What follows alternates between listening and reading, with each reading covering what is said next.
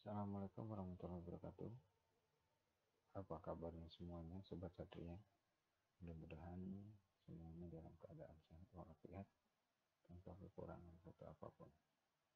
Baik, berjumpa lagi dengan saya. Kali ini saya akan mengajak kalian semua untuk sama-sama membahas materi perkuliahan audit sistem informasi. Nah, dalam kesempatan kali ini saya menggunakan buku dari Ahmad Solehan, ya, judulnya Audit Sistem Informasi. Baik, kita maksud saja ya.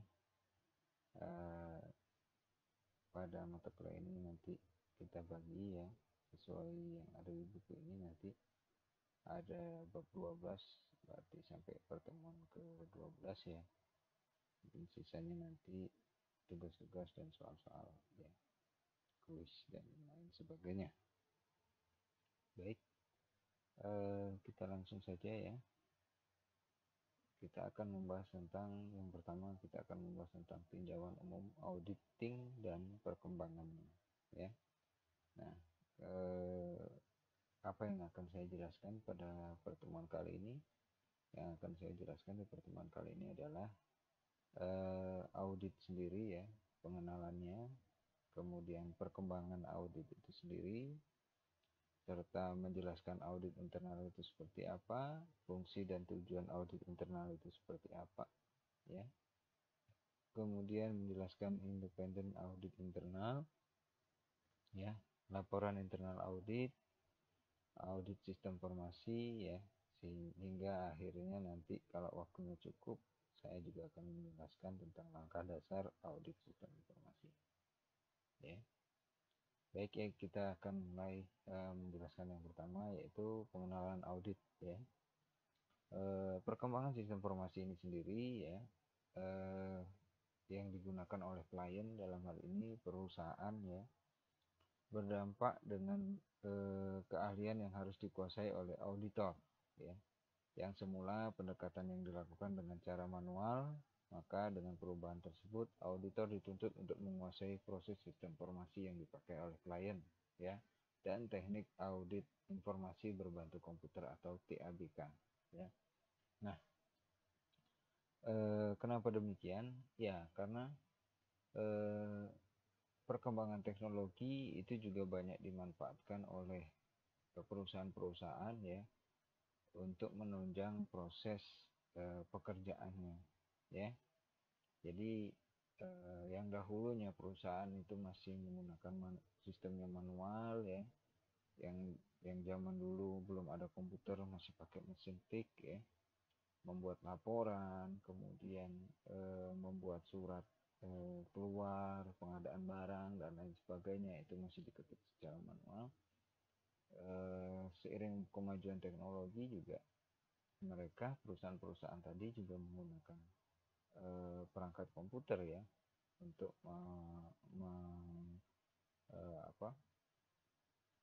mengakomodir pekerjaannya ya.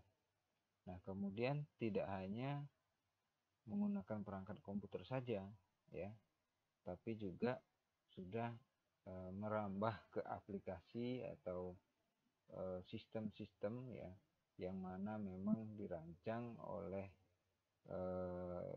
developer ya, untuk membantu mempermudah operasional di perusahaan tertentu ya. Tentunya program-program atau aplikasi-aplikasi tadi itu memang dipesan secara khusus oleh perusahaan dengan tujuan untuk membantu operasional perusahaan tersebut agar menjadi mudah dan lebih efisien ya, seperti itu. Dengan menyesuaikan prosedur audit dan prosedur yang digunakan pada saat melaksanakan pekerjaan lapangan, misalnya perubahan lingkungan sistem akuntansi ya, yang tadi saya katakan, yang manual menjadi sistem informasi akuntansi berbasis komputer ya, berbasis komputer. Nah, ini menyebabkan seorang auditor ya harus mempelajari juga karakteristiknya lingkungan sistem tersebut ya, yang biasanya yang mungkin tadinya mengolah datanya hanya pakai kalkulator ya, sudah pakai Excel mungkin ya, sudah pakai SPSS dan lain sebagainya. Nah, agar pelaksanaan auditing dapat berjalan dengan baik dan efektif dan efisien ya, seorang auditor sudah seharusnya menyesuaikan teknik-teknik auditnya dengan sistem informasi yang ada di perusahaan kliennya ya. Nah, untuk memperoleh pemahaman tentang definisi audit, tipe-tipe audit, jenis audit ya, pengetahuan sistem informasi atau informasi ya, akan dibahas secara rinci nanti ya di luar ya. Oke, ada beberapa definisi audit yang diberikan oleh beberapa ahli di bidang akuntansi. Ini di bidang akuntansi dulu ya. Nah, ini menurut Alvin ya. Auditing is the accumulation and evaluation of evidence about information to determine and report on the degree of correspondence between and the information and establishing criteria ya. Auditing should be done by a competent and independent person ya. Menurut Mulyadi, satu proses sistematik untuk memperoleh dan mengevaluasi bukti secara objektif mengenai pernyataan-pernyataan tentang kegiatan yang terjadi ekonomi ya, kegiatan-kegiatan dan kejadian ekonomi ya, dengan tujuan untuk menetapkan tingkat kesesuaian antara pernyataan-pernyataan tersebut dengan kriteria yang ditetapkan, serta penyampaian hasil-hasil kepada pemakai yang berkepentingan. Dalam melaksanakan audit, faktor-faktor berikut harus diperhatikan ya. Ada faktor-faktor yang harus diperhatikan dalam melakukan audit. Yang pertama, dibutuhkan informasi yang dapat diukur dan sejumlah kriteria standar yang dapat digunakan sebagai panduan untuk mengevaluasi informasi tersebut ya. Jadi kita harus memiliki informasi yang dapat diukur dengan apa? Dengan kriteria-kriteria tertentu yang sudah ada ketetapannya. Maksudnya apa? Dengan standar-standar ya. Nah, standar ini seperti apa? Standar ini tentunya standar yang sudah dibuat dan disepakati oleh tim-tim auditor ya, atau organisasi-organisasi yang menaungi auditor ya. Nah, itu ya. Contoh, saya ambil contoh simpelnya saja. Ketika keuangan perusahaan itu dikatakan baik, itu seperti apa ya, seperti apa maksudnya apa, seperti apa standarnya ya, sehingga keuangan perusahaan itu dapat dikatakan baik. Apa sih standarnya, apa sih batasan batasan batasan normalnya ya, sehingga keuangan perusahaan itu dikatakan masih baik-baik saja ya. Nah, itu memerlukan patokan atau aturan khusus ya, sehingga bisa dijadikan tolak ukur untuk mengaudit sebuah informasi ya. Yang kedua, penetapan entitas ekonomi dan periode waktu yang diaudit harus jelas untuk menentukan lingkup tanggung jawab auditor. Maksudnya seperti apa? Entitas ekonomi ini maksudnya bagian apa? Bagian yang mana? Ya. Dan periode waktunya yang mau dianalisa itu harus juga diketahui. Ya. Rentan waktunya itu harus jelas. Maksudnya seperti apa? Maksudnya kalau kita ingin mengaudit bagian keuangan di sebuah perusahaan ya contohnya. Jadi kita harus mengetahui dulu laporan keuangan yang kapan yang akan kita periksa ya. Dari 2020 sampai 2022 misalkan. 2020 dimulai dari bulan apa, kemudian 2022-nya berakhir di bulan berapa. Itu yang kita evaluasi. Di luar itu jangan kita evaluasi. Tujuannya apa? Untuk mengetahui ya ruang lingkup yang kita periksa atau yang kita edit, yang kita evaluasi ya, sehingga hasil informasi yang akan kita hasilkan tadi dari audit tadi juga akan lebih jelas ya. Karena apa? Karena lebih terukur dan terarah ya. Jadi di luar pembahasan itu ya jangan dibahas dulu, jangan diaudit dulu ya. Seperti itu. Kemudian yang ketiga, bahan bukti harus diperoleh dalam jumlah dan kualitas yang cukup untuk memenuhi tujuan audit. Ini maksudnya apa? Semua bahan-bahan ya yang akan kita olah ya untuk menjadi hasil dari pemeriksaan kita atau audit kita itu harus semuanya lengkap ya. Kalau misalnya data keuangan, berarti data keuangan itu apa? Data uang masuk, uang keluar ya. Itu harus semuanya kita dapatkan dengan baik dan benar dan lengkap ya. Nah, uang masuk itu dari mana saja sumbernya ya. Tanggalnya ya. Semua record-recordnya itu harus kita peroleh terlebih dahulu sebelum kita olah ya. Pun sebaliknya dengan keuangan yang keluar ya, itu harus jelas reportnya, kapan, di mana, siapa yang mengeluarkan ya, buktinya apa gitu ya. Kemudian kalau bisa nota-nota dan lain sebagainya itu harus kita dapatkan terlebih dahulu ya. Kemampuan auditor memahami kriteria yang digunakan serta sikap independen dalam mengumpulkan bahan bukti yang diperoleh untuk mendukung kesimpulan yang akan diambil. Nah, ini juga seorang auditor itu sebaiknya independen ya. Maksudnya apa? Dia tidak terintervensi oleh pihak manapun ya. Terlebih bidang atau bagian yang sedang diaudit ya. Nah, ini yang akan sulit untuk seorang audit ya menerapkan prinsip seperti ini atau sikap yang seperti ini ya, karena ketika di lapangan kita tidak bisa lagi banyak faktor yang bisa mempengaruhi ya hasil dari audit itu sendiri ya. Contoh, kita memeriksa bagian keuangan ya, sudah pasti kita mendapatkan intervensi dari bidang keuangan ya. Ya namanya kita pekerjaan kita di audit ya, dievaluasi atau dimonitoring oleh seseorang, pastinya kita juga akan merasa was-was ya. Nah, kewaswasan ini tergantung apa yang nanti ditemukan oleh tim audit. Nah, tim audit ini nanti biasanya mendapatkan ya berbagai macam bentuk ya intervensi, bisa itu dari penyuapan, pengancaman dan sebagainya, jika memang terindikasi bidang atau bagian yang sedang diaudit itu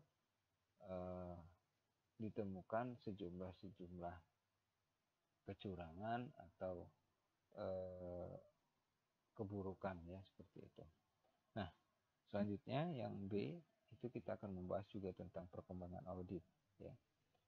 Audit telah mulai dilakukan sejak abad ke-15 ya, berarti sudah lama sekali ya. Tahun kelahiran pengauditan laporan keuangan secara pasti tidak kita ketahui ya. Tetapi dari berbagai sumber dapat diketahui bahwa pada sekitar awal abad ke-15 jasa auditor telah mulai digunakan di Inggris ya. Berarti yang pertama itu bisa dikatakan Inggris lah yang memulai awal untuk jasa auditor ya.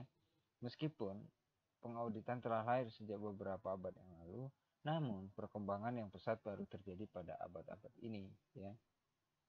Kelahiran fungsi pengauditan di Amerika Utara berasal dari Inggris ya. Akuntansi sebagai profesi diperkenalkan di bagian benua ini oleh Inggris pada paruh kedua abad ke-19. Para akuntan di Amerika Utara ini mengadopsi bentuk laporan dan prosedur audit sebagaimana yang berlaku di Inggris ya. perusahaan-perusahaan publik di Inggris pada waktu itu harus tunduk pada undang-undang yang disebut Companies Act, ya. Nah, menurut undang-undang tersebut, semua perusahaan publik harus diaudit, ya. Ketika fungsi audit mulai diekspor ke Amerika Serikat, bentuk laporan model Inggris turut diadopsi pula, meskipun peraturan yang berlaku di Amerika Serikat tidak sama dengan yang berlaku di Inggris, ya. Artinya diawali dari Inggris, ya. Nah, di Inggris itu sudah mulai diaudit, ya. Perusahaan-perusahaan itu diberikan undang-undang, ya, diikat oleh undang-undang pemerintahan, ya, agar perusahaan tersebut harus dilakukan audit, ya. Nah, audit yang dilakukan di negara Inggris ini tadi, ya, itu ternyata lambat laun dibawa juga ke benua Amerika, ya. Nah, jadi semuanya, ya, semuanya di bentuk laporan, hasil audit, ya, kemudian cara audit itu yang di Inggris tadi dibawa diadopsi ke Amerika Serikat dengan secara sepenuhnya. Namun di Amerika Serikat itu tidak ada keharusan, ya, atau kewajiban yang yang memang diperintahkan oleh negara, ya, untuk kepada perusahaan untuk mengaudit perusahaannya secara berkesinambungan, ya. Tapi pemerintah Amerika Serikat itu memang menyadari dengan adanya audit, ya, perusahaan akan lebih sehat dan lebih baik lagi, ya. Karena apa? Karena audit itu akan menimbulkan temuan-temuan yang sifatnya membangun serta memperbaiki perusahaan, ya. Keharusan untuk diaudit datang dari badan yang mengatur pasar modal yang disebut Security and Exchange Commission, ya. Ya.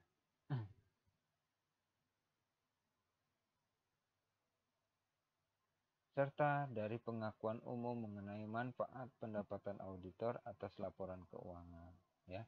Tidak adanya peraturan undang-undang yang mengharuskan audit atas laporan yang diberikan kepada para pemegang saham menyebabkan audit pada abad ke-19 menjadi beraneka ragam. Kadang-kadang hanya meliputi neraca saja, tapi ada pula yang berupa audit atas semua rekening yang ada pada perusahaan dan dilakukan secara menyeluruh dan mendalam. Auditor biasanya mendapatkan penugasan dari manajemen atau dari dewan komisaris perusahaan, dan laporan hasil audit biasanya dialamatkan kepada pihak internal perusahaan, bukan kepada para pemegang saham, ya. Nah, inilah, ya. Jadi ada beberapa perusahaan, ya, yang mewajibkan untuk dilakukan audit, ya. Supaya apa? Supaya mengetahui di mana kelemahan perusahaan itu, di mana kekurangan perusahaan itu, sampai mana batas prestasi yang diraih oleh perusahaan tersebut, ya. Itu agar bisa semuanya terukur, ya, harus dilakukan audit, ya.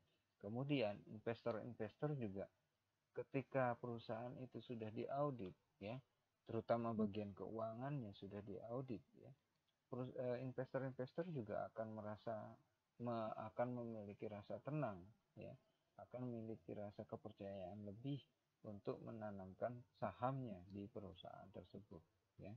Karena secara tidak langsung atau secara langsung, ya, para calon investor ini dia sudah bisa mengetahui bagaimana perkembangan perekonomian atau perkembangan keuangan di negara di perusahaan tersebut, ya. Oke, ini masih ini, ya. Kemudian kita masuk lagi, ya, ke ini, ya, memang dari awal audit itu dimulai dari akuntansinya dulu, ya.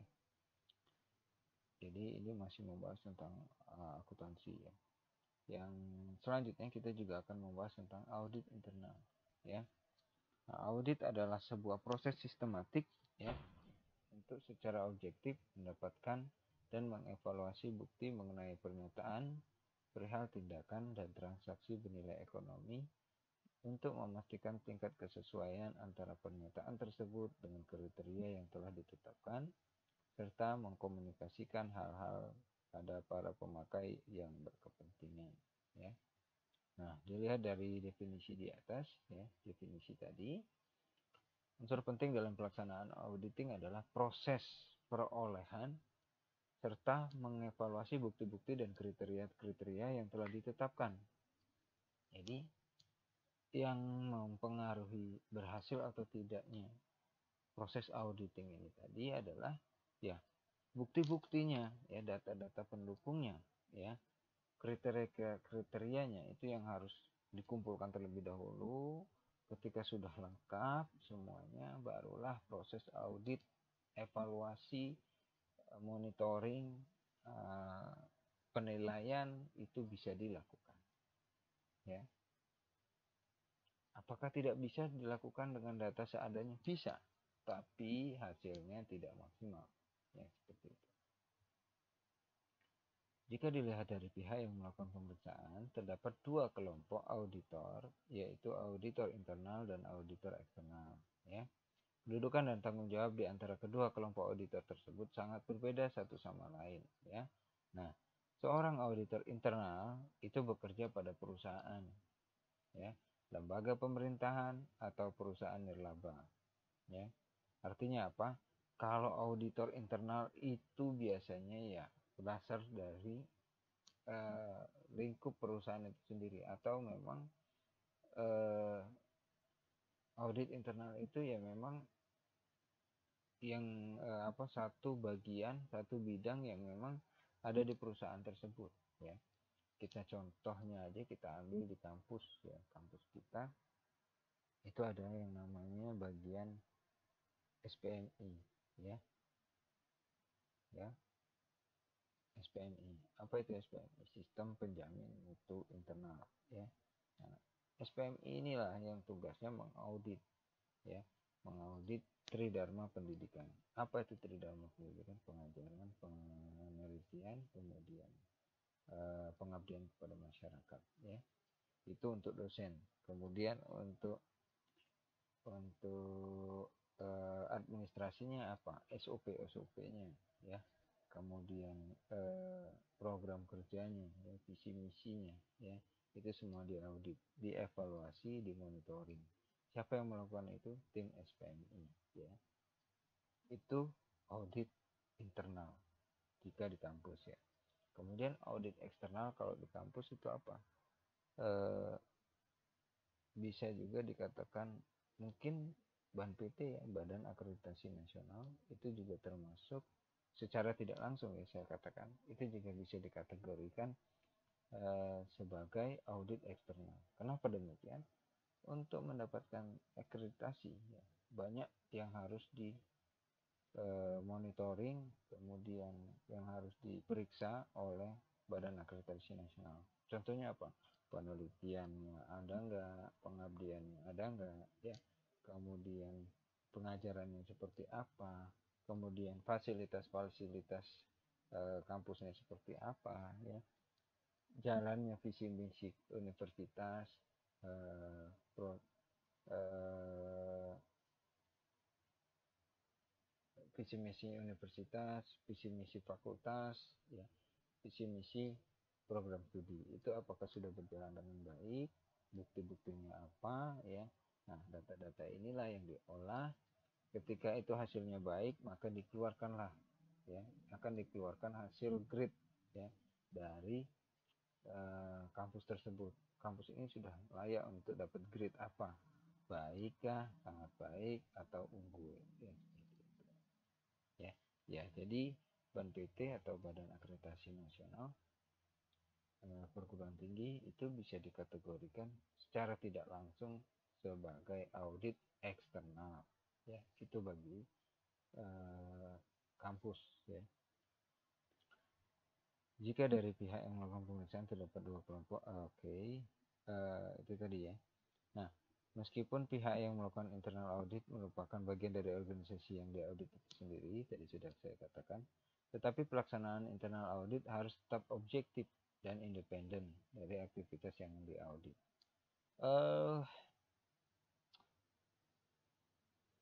Saya rasa agak susah ya kalau dikatakan yang audit internal ini harus objektif ya. Agak susah ya. Cenderung nilainya akan baik-baik saja ya. Nilai atau hasil-hasil audit yang diberikan juga, report-report yang diberikan juga, temuan-temuannya cenderung akan baik ya, seperti itu. Karena apa? Ya itu tadi, beban menjadi seorang auditor itu adalah di mana sering mendapatkan intervensi gangguan dari pihak manapun ya, terutama pihak-pihak yang bagiannya sedang dilakukan audit ya. Audit internal umumnya melapor kepada manajer senior ya atau dewan direksi, sedangkan auditor eksternal hanya memiliki struktur pelaporan yang terbatas kepada kantor akuntan tempat auditor tersebut bekerja dan pihak ketiga ya. Nah, ini kalau di kantor, di kampus kita ya. Audit internal itu reportnya adalah ke rektor ya. Outputnya ya, laporan audit internalnya kalau di kampus kita itu yang dilakukan oleh SPMI itu outputnya sampai ke rektor ya. Nah, kalau yang saya katakan audit eksternal seperti BANPT, Badan Akreditasi Nasional Perguruan Tinggi ya, itu reportnya dari asesor yang turun ke lapangan, yang datang ke kampus ya. Itu reportnya kemana? Reportnya adalah ke pimpinan top up ya, pimpinan BANPT ya. Yang akan menentukan layak tidaknya kampus tersebut untuk mendapatkan predikat baik atau sangat baik ya, atau unggul ya. Itu adalah dewan-dewan yang ada di BANPT ya. Tidak lagi berurusan dengan rektor atau ketua yayasan ya, tapi langsung hasil akhirnya yang menyimpulkan adalah unsur-unsur pimpinan yang ada di BANPT ya. Oke, audit internal adalah aktivitas independen, keyakinan objektif, dan konsultasi yang dirancang untuk menambah nilai dan meningkatkan operasi organisasi ya. Ini kalau memang dijalankan dengan baik, karena ini internal ya, internal sekali lagi, internal bukan yang eksternal ya. Kalau yang eksternal aja bisa disogok, apalagi yang internal gitu ya. Definisi ini mengandung pengertian bahwa internal audit merupakan suatu aktivitas yang dilakukan untuk membantu manajemen dalam menyediakan informasi dengan tujuan akhir yaitu menambah nilai perusahaan. Pelaksanaan internal audit dilakukan secara independen ya. Independen ini berdiri sendiri ya. Jadi struktur organisasinya walaupun dia itu di dalam perusahaan ya, badan audit ini biasanya berdiri sendiri struktur organisasinya. Dia tidak tidak terinterferensi dari bagian manapun, dari bidang manapun. Dia tidak dibawahi oleh bidang manapun. Ya, biasanya dia independen di dalam struktur organisasi itu. Hanya saja, ya, dia ada garis, biasanya garis pelaporan. Nah, garis pelaporan ini biasanya dia langsung ke top up atau pimpinan perusahaan yang tertinggi ya. Dia tidak akan di bawah HRD, di bawah SDM, di bawah keuangan. Dia tidak seperti itu. Dia akan berdiri sendiri ya. Kalau kalian perhatikan struktur organisasinya pasti dia berdiri sendiri ya. Karena memang seperti itu ya. Audit internal. Jika audit internal ya. Sawyer di bukunya tahun 2005 mengemukakan definisi audit internal yang menggambarkan lingkup audit internal modern yang luas dan tak terbatas. Audit internal adalah sebuah penilaian yang sistematis dan objektif yang dilakukan auditor internal terhadap operasi dan kontrol yang berbeda dalam organisasi untuk menentukan apakah pertama, informasi keuangan dan operasi telah akurat dan dapat diandalkan. Risiko yang dihadapi perusahaan telah diidentifikasi dan diminimalisasi. Peraturan internal, eksternal, serta kebijakan dan prosedur internal yang biasa diterima telah diikuti. Ya. Kriteria operasional yang memuaskan telah dipenuhi. Sumber daya yang digunakan secara efisien dan ekonomis dan tujuan organisasi telah dicapai secara efektif, dilakukan dengan tujuan untuk dikonsultasikan dengan manajemen dan membantu anggota organisasi dalam menjalankan tanggung jawabnya secara objektif, ya. Jadi intinya itu tadi, definisi ini tidak hanya mencakup peranan dan tujuan auditor internal, tetapi juga mengakomodasi kesempatan dan tanggung jawab, ya. Definisi tersebut juga memadukan persyaratan-persyaratan signifikan yang ada di standar dan menangkap lingkup yang luas dari auditor internal modern yang lebih menekankan pada penambahan nilai dan semua hal yang berkaitan dengan risiko, tata kelola, dan kontrol. Jadi kompleks sekali ya. Kompleks sekali. Jadi ini kita skip aja. Kita langsung ke fungsi dan tujuan audit internal. Ya. Apa sih tujuan dari audit internal? Ya, tujuannya adalah untuk mengevaluasi kecukupan dan keefektivitasan dari sistem pengendalian internal perusahaan. Ya. Jadi sudah efektifkah sistem pengendaliannya di perusahaan itu? Ya. Sudah efektifkah sistem yang dibuat oleh perusahaan itu? Ya. Serta menetapkan keluasan dari pelaksanaan tanggung jawab yang benar-benar dilakukan. Contohnya ya, perusahaan perkebunan memiliki kedudukan yang penting dalam perekonomian dan pembangunan. Ya. Maka fungsi internal audit menjadi semakin penting. Ya. Secara umum dapat dikatakan bahwa fungsi internal audit dibagi menjadi audit bagi manajemen perusahaan adalah untuk menjamin pelaksanaan operasional yang sesuai dengan ketentuan-ketentuan yang berlaku. Maksudnya seperti apa? Kalau di audit internal ya itu biasanya yang dilakukan, yang dicek itu adalah misalnya nih bagian-bagiannya ya. Kita ambil contoh misalkan di kampus saja ya. Kampus saja itu di bidang SDM. Nah, SDM ini contohnya saja dalam mengeluarkan surat peringatan di bagian SDM atau sering kita dengar dengan SP ya. Ada standar prosedur SOP-nya, standar operasional prosedur yang harus dilakukan sebelum bidang SDM ini mengeluarkan SP ya. Salah satunya adalah mungkin yang pertama dipanggil dulu ya, yang bersangkutan dipanggil dulu, kemudian diberikan teguran secara lisan ya, agar tidak mengulangi kesalahannya ya, agar tidak melakukan pelanggaran lagi ya. Nah kemudian setelah dilakukan peneguran secara lisan ya, jika diketemukan lagi ya terindikasi karyawan atau staf ya tadi masih melakukan kesalahan ya, maka dipanggil lagi untuk yang kedua kali, baru diberikan surat peringatan yang pertama ya, surat peringatan yang pertama ya. Nah surat peringatan ini atau SP ini sifatnya adalah ada kurun waktunya ya, dan di SP1, SP2, SP3 itu seharusnya itu ada kadar-kadarnya. Maksudnya kadarnya seperti apa? SP1 sanksinya apa saja ya. SP2 itu sanksinya apa saja, sampai terakhir itu SP3 adalah pengunduran diri atau dikeluarkan secara tidak hormat dari organisasi atau perusahaan tersebut. Nah, ini yang harus dipahami ya bagian SDM dengan baik ya. Jadi bagian audit internal itu yang dievaluasi adalah itunya ya.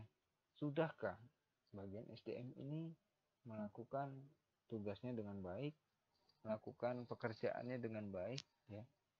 Kemudian sudahkah dia menjalankan aktivitasnya sesuai dengan SOP yang di bidangnya? Apakah malah SDM ini melanggar SOP-nya sendiri? Misalkan dia tiba-tiba mengeluarkan SP3 tanpa mengikuti prosedur yang seharusnya dilakukan, ya. Nah, itu sudah perbuatan atau temuan-temuan yang tidak baik, ya. Jadi konsepnya adalah kalau auditor internal itu lebih pengecekannya adalah ke strukturalnya, ke garis-garis komando, garis-garis koordinasi yang ada di struktur organisasi, kemudian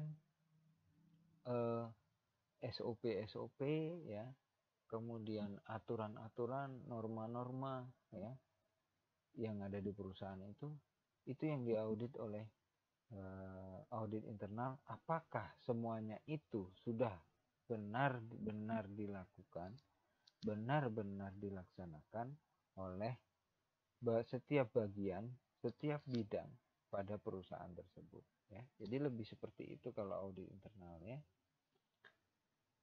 Audit internal terlibat dalam memenuhi kebutuhan manajemen dan staf audit yang paling efektif meletakkan tujuan manajemen dan organisasi di atas rencana dan aktivitas mereka. Nah, ini ya saya garis tebalkan, ya. Jadi audit internal itu tujuan utamanya adalah jadi apa sih visi misi perusahaan, apa sih visi misi organisasi, itu yang ditaruh di atas kepala mereka. Jadi ke setiap mereka mengaudit ya bagian-bagian tertentu, apakah bagian ini sudah menjalankan prosedurnya dengan baik, apakah bagian ini sudah menjalankan aktivitasnya dengan baik sesuai dengan SOP, ya, sesuai dengan tupoksinya, ya, tugas pokok dari setiap bagian-bagian tadi, ya. Itu, ya.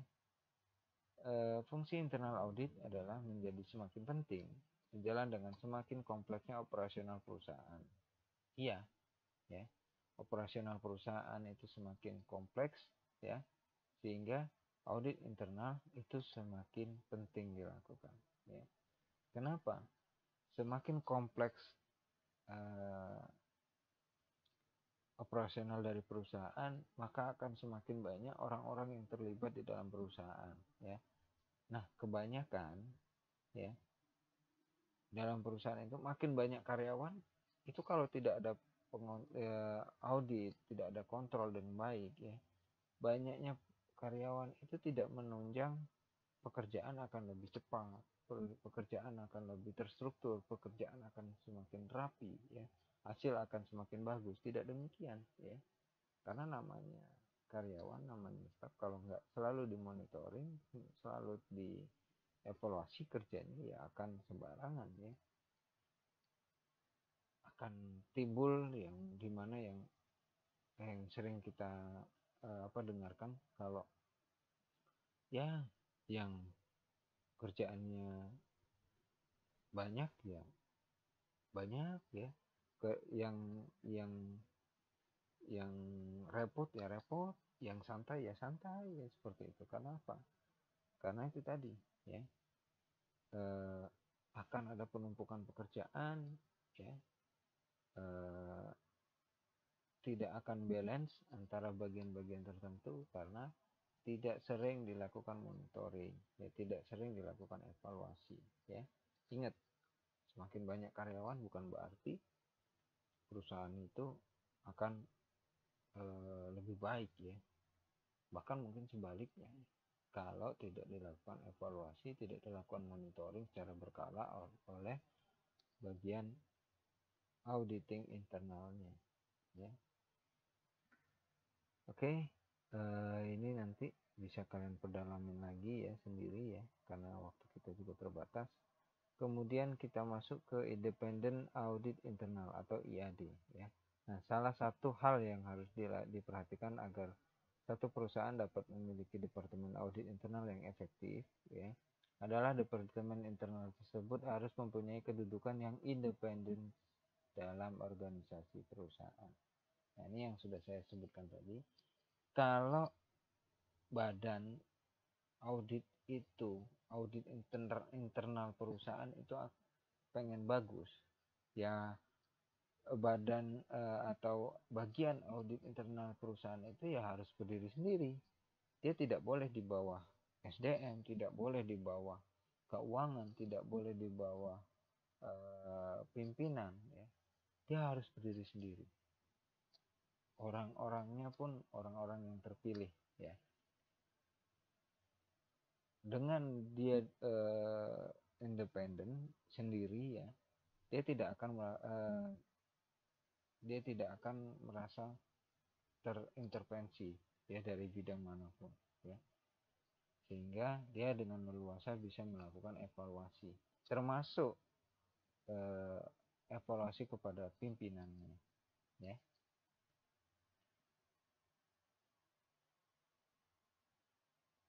Apakah IAD dilibatkan dalam kegiatan operasional? Ya, ya.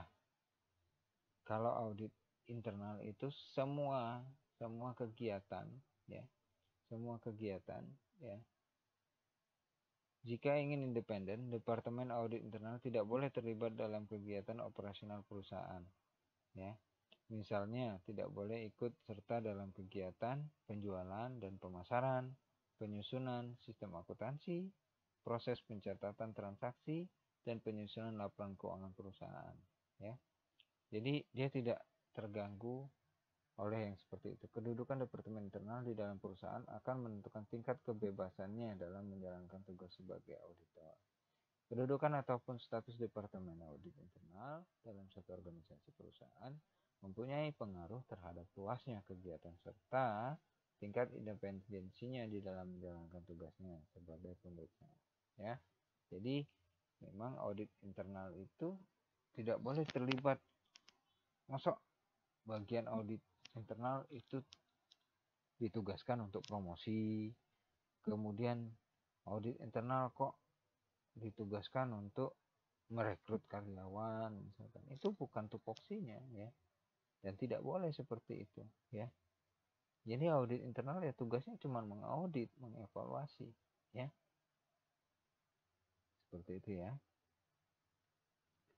Kemudian yang terakhir, yang selanjutnya laporan internal audit. Nah, hasil dari pelaksanaan audit internal itu dituangkan dalam satu bentuk laporan tertulis, ya, report, ya, laporan. Laporan hasil audit tersebut merupakan satu alat penting untuk menyampaikan pertanggungjawaban hasil kerja kepada manajemen, ya, yaitu sebagai media informasi untuk menilai sejauh mana tugas-tugas yang dibebankan dapat dilaksanakan. Nah, ini, ya. Jadi hasil dari audit internal tadi itu berupa laporan, ya, pertanggungjawaban hasil dari kerja kepada manajemen, ya, yaitu sebagai media informasi untuk menilai sejauh mana tugas-tugas yang dibebankan dapat dilaksanakan. Maksudnya bagian SDM ini bagaimana hasilnya, hasil evaluasinya, hasil monitoringnya. Apakah SDM ini sudah menjalankan pekerjaannya dengan baik dan benar, ya. Semua terekam di dalam reportnya, ya. Nah, ini, ya, laporan tertulis yang ditandatangani harus dikeluarkan setelah pemeriksaan audit selesai. Jadi nggak boleh lama-lama, ya. Harus ditandatangani kemudian dikeluarkan. Laporan internal itu biasanya dalam bentuk tertulis atau lisan dan dapat disampaikan secara formal ataupun informal. Maksudnya secara formal di dalam rapat perusahaan, ya, atau secara informal langsung ke unsur pimpinan, dalam hal ini pemimpin perusahaan, ya. Auditor internal harus membahas kesimpulan dan rekomendasi pada tingkat manajemen yang tepat sebelum mengeluarkan laporan tertulis yang final, ya. Laporan haruslah objektif, jelas, ringkas, konstruktif, dan tepat waktu. Nah, ini harus objektif, ya. Misalkan apa? Misalkan SDM ditemukan pelanggaran di mana dia memberikan sanksi kepada A berupa SP2, sedangkan tidak ditemukan bukti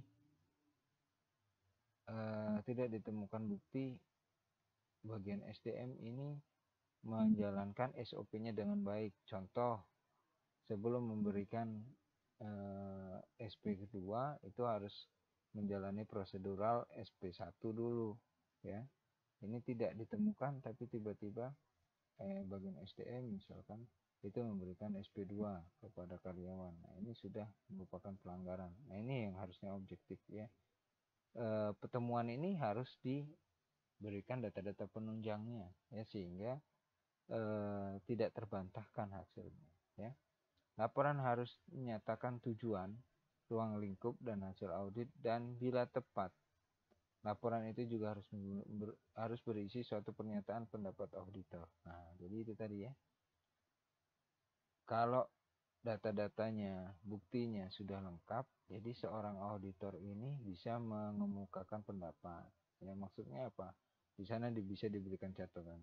Contoh tadi saya katakan, misalnya bidang SDM itu melakukan kesalahan.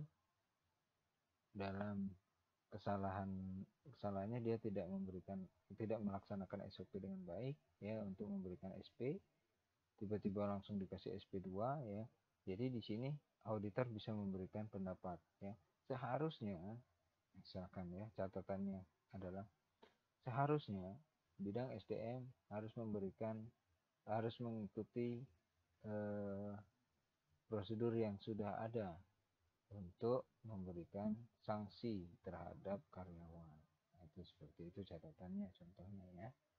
Kemudian laporan dapat mencakup rekomendasi untuk perbaikan yang potensial dan mengakui kinerja serta tindakan korektif yang memuaskan. Jadi maksudnya di sini apa? Jadi auditor dapat merekomendasikan untuk perbaikan, ya. Yang potensial maksudnya apa? Jadi dia bisa memberikan solusi atau saran di bagian-bagian tertentu yang berpotensi untuk dilakukan atau dilaksanakan, ya. Dan mengakui kinerja. Jadi jangan ditutup-tutupi lagi. Kalau memang jelek, ya jelek. Apa parameternya jelek tadi, ya disebutkan. Kalau memang baik, ya diberikan kata-kata yang baik, ya. Kenapa bisa baik, itu diberikan juga penjelasannya, ya. Supaya apa? Supaya ya objektif, ya. Pandangan audite tentang kesimpulan dan rekomendasi audit dapat disertakan dalam laporan audit, ya. Direktoring audit internal atau desain harus mereview dan menyetujui laporan audit final sebelum diterbitkan, serta harus memutuskan kepada siapa laporan itu akan dibagikan. Nah, ini, ya. Jadi tim auditing itu ada juga seorang direkturnya, ya. Direktur untuk auditing, ya. Nah, ini harus mereview, jadi dicek ulang, ya, seluruhan hasil dari auditnya, ya. Kemudian setelah dicek, laporannya disetujui, ya. Nah, serta ditentukan nih, ini laporannya mau kemana, ya, laporan akhirnya, ya. Laporan dari bagian audit merupakan satu alat komunikasi yang di dalamnya terdapat tujuan yang dimulai dari penugasan, luas pemeriksaan, batasan yang dibuat, dan juga saran atau rekomendasi kepada pimpinan perusahaan, ya. Jadi itulah kira-kira secara garis besarnya, ya. Ini masih banyak lagi yang ada di bab 1, ya. Ya, kita ambil singkat-singkatnya saja karena waktunya memang terbatas. Kemudian kita masuk ke audit sistem informasi, ya. Audit sebuah sistem teknologi informasi untuk saat ini adalah sebuah keharusan. Audit dilakukan agar sebuah sistem mampu memenuhi syarat IT governance, ya. Maksudnya apa? Sudah sesuaikah, ya, governance-nya, ya. Audit sistem informasi adalah cara melakukan pengujian terhadap sistem informasi yang ada dalam organisasi untuk mengetahui apakah sistem informasi yang dimiliki telah sesuai dengan visi, misi, dan tujuan organisasi, ya. menguji perform sistem informasi untuk mendeteksi resiko-resiko dan efek potensial yang mungkin timbul. Jadi, kenapa sistem informasi itu harus diaudit? Ya, apakah ya jadi dengan audit tadi apakah itu bisa sudah sesuai dengan visi dan misi dari organisasi atau perusahaan ya? Karena kembali lagi, sistem informasi itu dibuat untuk mempermudah pekerjaan ya. Nah, jadi kalau pekerjaannya makin ribet, ya birokrasinya makin bertele-tele dengan adanya sistem informasi tadi buat apa ya? Jadi perlu diberikan atau perlu dilakukan sebuah audit untuk informasi tadi, sistem informasi tadi ya. Nah, ini ada bagian audit sistem informasi ya. Mulai dari mana? Pertama ya tadi seperti halnya tadi ya, audit akuntansi tadi sama halnya dengan audit sistem informasi ya. Proses pengumpulan dan evaluasi bukti-bukti. Jadi dikumpulkan dulu bukti-buktinya ya, bahan-bahannya terhadap sistem informasi komputer ya atau SIK ya. Apa tujuannya? Untuk menentukan apakah sistem informasi komputer tadi sudah berjalan secara efektif, ekonomis, efisien dan efektif ya. Apakah SIK tadi telah menerapkan SPI secara memadai ya. Sehingga apa? Sehingga kalau sudah berjalan secara efektif dan efisien dan efektif akan menghasilkan informasi yang terintegrasi, valid, reliable, secure ya. Kemudian dapat juga melindungi aset perusahaan ya, kemudian mendorong operasi perusahaan yang lebih efisien ya. Karena apa? Menghemat waktu dan lain sebagainya ya. Efisien jadi mengurangi kertas juga mungkin kan, karena report-reportnya bisa dibentuk PDF atau Word ya. Menjamin keakuratan dan keandalan data akuntansi karena apa? Karena sudah menggunakan sistem ya. Jadi tidak mungkin salah lagi ya. Mendorong akurat kenapa? Karena sistemnya tidak bisa lagi dimanipulasi mungkin ya. Kemudian mendorong dipatuhinya kebijakan manajemen. Kenapa? Karena ya sudah sistem. Sistem kan tidak bisa diakal-akalin ya. Kalau di dalam sistem itu harusnya A, ya A. Nggak bisa jadi AB atau AC atau samar-samar dan lain sebagainya ya. Kemudian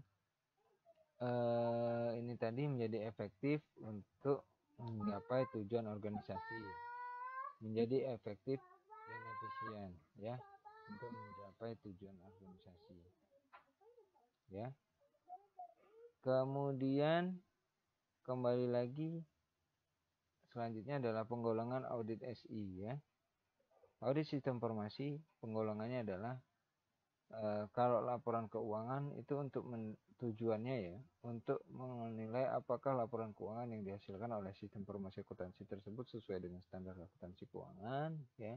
Kemudian auditornya akuntan berregister ya, auditor eksternal ya. Kemudian panduannya itu ya menggunakan khusus ya standar profesional akuntan publik SPAP ya. Ini biasanya untuk dapat ini ya seorang auditor akuntansi itu ada program khusus ya, 1 tahun atau 2 tahun saya lupa ya, bentuknya nanti sertifikat yang menyatakan bahwasanya orang tersebut adalah seorang auditor ya, auditor keuangan.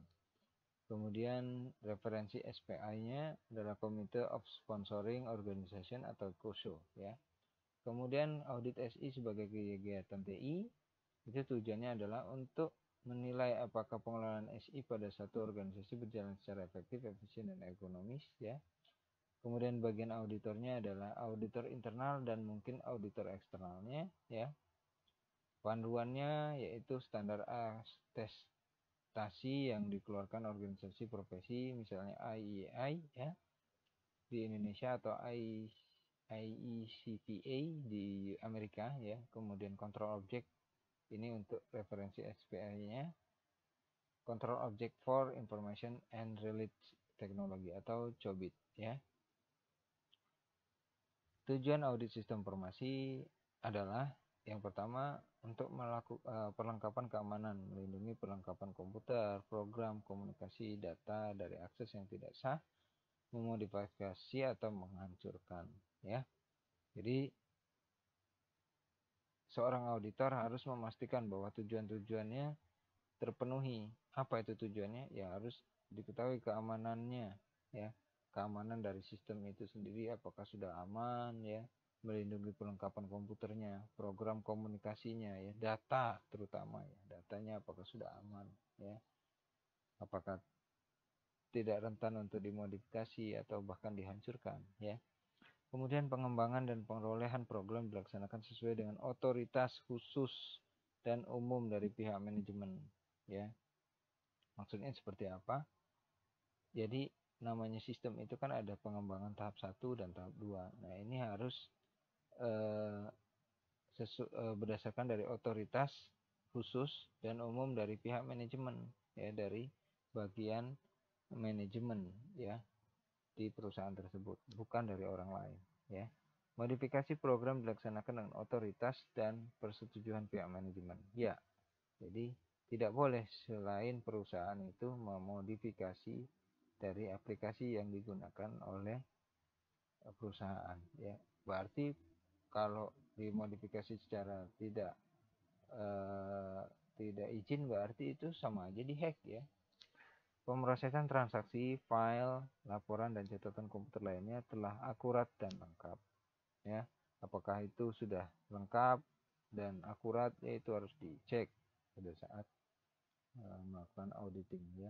Data sumber dan yang akurat atau tidak, ya, memiliki otoritas yang tepat diidentifikasi dan ditangani sesuai dengan kebijakan manajerial yang telah ditetapkan. File data komputer terakurat, lengkap, dan dijaga kerahasiaannya, ya. Jadi ini ada 6, ya. 6 tujuan dilakukan audit informasi, ya.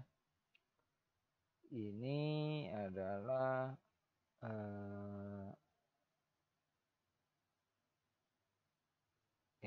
program-programnya, ya, yang bisa digunakan, ya, untuk melakukan audit, ya. Ini langkah-langkahnya. Audit dalam konteks teknologi informasi adalah pemeriksaan, ya, implementasi sebuah strategi audit berbasis manajemen risiko serta kontrol praktis yang dapat disepakati semua pihak. Tetapkan langkah-langkah audit yang rinci, gunakan fakta atau bahan bukti yang cukup, handal, relevan, serta bermanfaat, ya, ketika melakukan audit. Buatlah report beserta kesimpulannya berdasarkan fakta yang dikumpulkan, ya, jangan diada-ada, ya. Jadi berdasarkan apa yang kita temui. Telah apakah jumlah tujuan audit sudah tercapai, ya. Sampaikan laporan kepada pihak yang berkepentingan. Pastikan bahwa organisasi mengimplementasikan manajemen risiko serta kontrol praktisnya, ya. Baik, itu mungkin yang bisa saya jelaskan di pertemuan kali ini, ya. Mohon maaf apabila ada bagian-bagian yang belum bisa saya jelaskan, atau mungkin memang pada saat penjelasan saya ini terlalu cepat dan terlalu terburu-buru, ya, karena waktu, ya. Saya tidak bisa menjelaskan secara lebih detail lagi. Oleh karena itu saya akan memberikan kesempatan kepada kalian semua, Sobat Satria, ya. Apabila ada hal-hal yang ingin ditanyakan terkait dengan materi ini, silahkan ditulis nanti di kolom komentar, ya. Nanti akan kita bahas bersama, ya. Demikian yang bisa saya sampaikan pada pertemuan kali ini. Terima kasih atas waktunya, dan sekali lagi saya mohon maaf apabila banyak kekurangan. Kepada Allah saya mohon ampun. Saya akhiri dengan mengucapkan wabillahi taufiq wal hidayah. Wassalamualaikum warahmatullahi wabarakatuh.